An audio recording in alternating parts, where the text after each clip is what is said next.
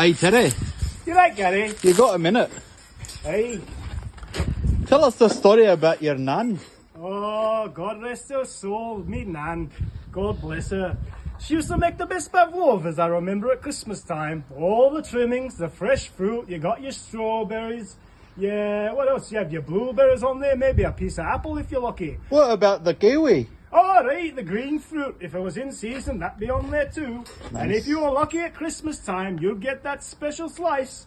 Oh, aye. Have a jar of Bovril on it and a little bit of HB sauce. That'd get you going. Get your engines running, it would. Are you saying your nan put Bovril on top of a pavlova? Oh, she put it everywhere, mate. In her tea, in her toothpaste, everywhere, mate.